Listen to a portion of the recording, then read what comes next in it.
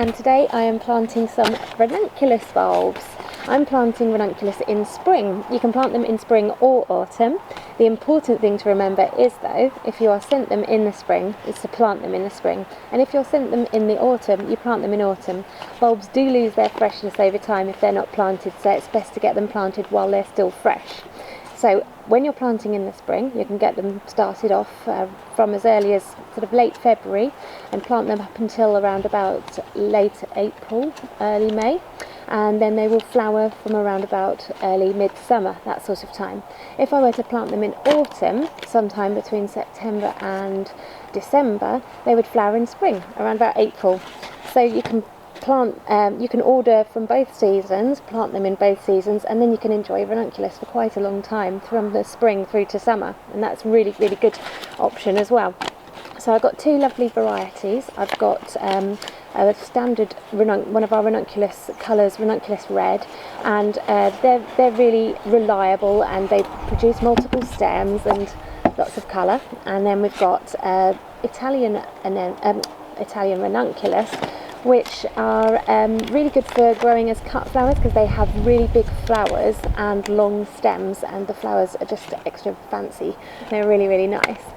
I'm going to be planting some in these little cardboard pots, so I find these really good for creating almost like a plug plant with ranunculus. You can plant the bulb in there with some compost and put it in the soil once it's actually grown into a plant, and this will just disappear into the soil. In the meantime, that can be kept somewhere sheltered because they don't really like being out in the elements when it's still quite cold, and it is still quite cold at nights at the moment.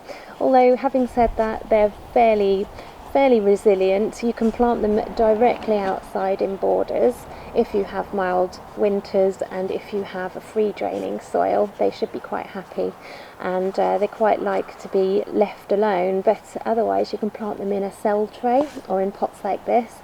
It's particularly good if you have cold winters and you're planting in autumn, because you can keep these somewhere undercover or move them undercover overnight if you need to, and then you'll have these handy little plug plants a couple of months later which you can plant out into the border when the weather's a little bit more favourable. So there's a bit of prep to do first. I'm going to give these a soak in water to help plump them up. So let's get started. Okay, first of all, let's compare the difference between Italian ranunculus and standard ranunculus. So starting with ranunculus red. Now this will be the same if you order ranunculus red, yellow, pink or white for instance. You'll get bulbs which look like this. They are unusual looking. They're actually tubers, and they're often referred to as claws because, as you can see, they're quite claw-like, and it's important to remember to always plant them with the claws facing downwards. This little bit at the top, that's the top. Okay, so they're quite big ones, and then this is typical for Ranunculus elegans varieties, the Italian ones. They're quite small in comparison, but in this case it's not the standard case of it being the bigger the bulb the better. Ranunculus are a bit different. They're just different types. This is standard and they will produce probably multiple stems, smaller flowers, stockier stems, and they will they're very reliable and they're a little bit more resilient than these Italian ones. The Italian ones are really brilliant for growing to use as cut flowers. Somehow these little bulbs produce bigger flowers than these ones and longer stems. There may be fewer stems, but they are so impressive and absolutely beautiful. And it's amazing to think that these grow into such amazing flowers. First of all, we're going to give them both a soak to get them off to a good start. Now, here we go. Got some water here. I'm just going to soak these bulbs in, put these bulbs in the water and leave them there for a few hours. And these ones here. There we go.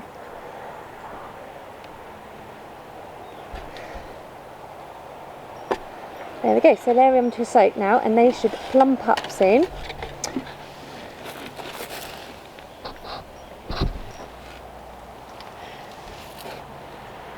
Okay, fast forward a few hours, here we are.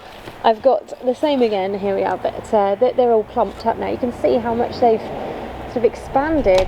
Oh, those little claws, which were all dry and crispy, are now all fleshy and soft, and they're ready to be planted. So I'm going to do two different methods. Here we go. Right, first of all, I'm going to plant my Italian Ranunculus in these little cardboard pots, and then I'm going to plant them out. The cardboard pot will just biodegrade into the soil, so when these grow and they've got some leaves, and I can just plant the whole thing without disturbing the roots, plant this whole thing into the garden. The reason I'm doing this, I could plant them straight into borders. It's not that cold and they'll probably be alright, but if there is a cold snap, it's really early in the spring now, if there is a cold snap, then what I can do is I can get this lid and put it over. I won't leave the lid like this all the time because they like fresh air and air movement, so we don't want them to go mouldy or anything. I'll leave this off most of the time, but just if there's a cold snap I can put that over the top and that'll protect them. So I'm going to start planting. As you can see, I've filled these a little bit. I'm using multi-purpose compost. This is peat-free multi-purpose, and I see it's got some perlite already mixed in. That doesn't always come with as part of a multi-purpose, it depends which brand you get, but actually it helps drainage, so that's absolutely fine. So you can use any multi-purpose compost you like, preferably peat-free one, and you can mix in some perlite if you want to improve drainage, but if it looks quite nice and free draining anyway, don't worry about it. So I get my little claws like this, poke a little hole in there. I haven't filled them all the way because I want it to be quite loose so I can plant these. They only want to be a couple of centimetres deep, so just pop them in, claws down, and I'll do that with all of them.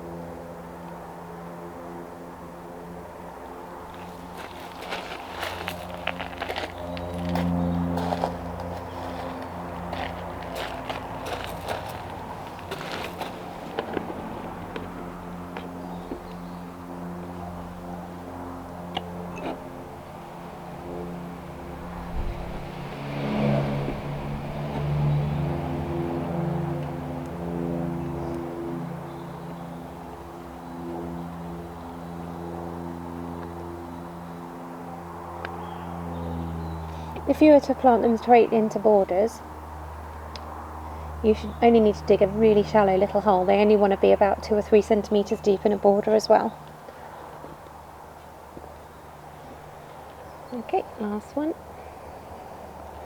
Okay, they're planted. I'm just going to top those up with a little bit more compost now.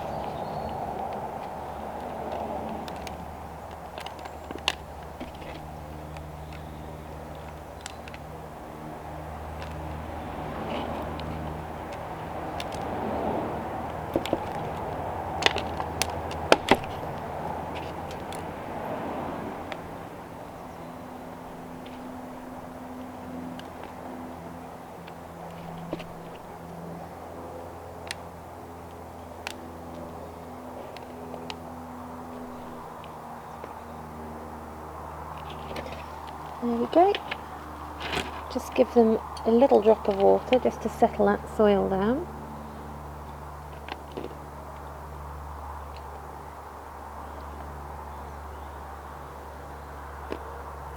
Not too much. And by the way, don't water them very much while they're still dormant. They'll hardly need watering at all, whether you're planting in spring or autumn. Until you see any leaves there and you see the compost actually dry out, they don't want any additional water. If they sit in damp soil all the time, especially when it's cold, they might just start to rot. So only water them when the soil looks dry. Okay, so they're done. I'm also going to plant some in some cell trays. I'll plant my my other variety in here. Hopefully they'll fit in these little cells.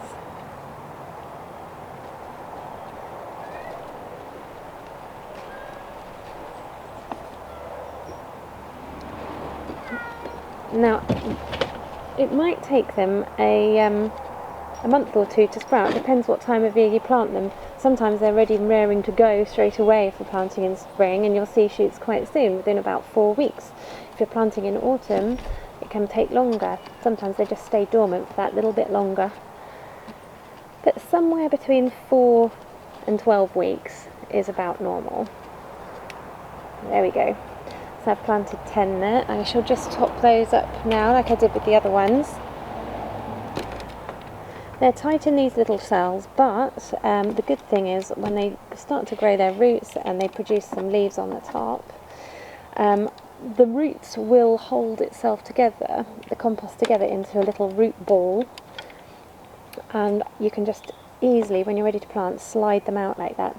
If you plant them into big pots or trays without cells, you kind of have to separate them, and that does disturb the roots, which probably won't kill them, but it does set them back a little bit because they're going to concentrate on growing some new roots once they've been transplanted.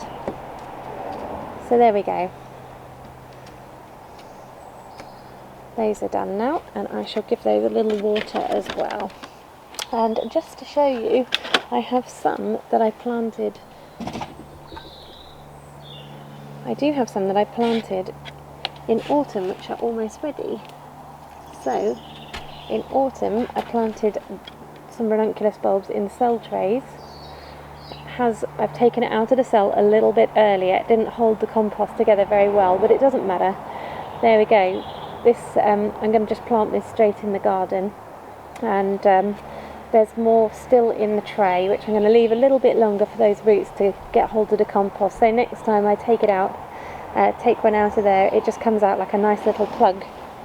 And then, just interesting, these are actually anemones that I've planted in the cardboard pots. As you can see, the cardboard's just starting to go all soggy now, but you can see how these work. The roots just start to grow through them, and when I'm not going to take this out of here, I'll cause all sorts of damage. I'm just going to plant the whole thing and let this biodegrade in the soil. So in a couple of months' time I'll be doing that with the bulbs I just planted.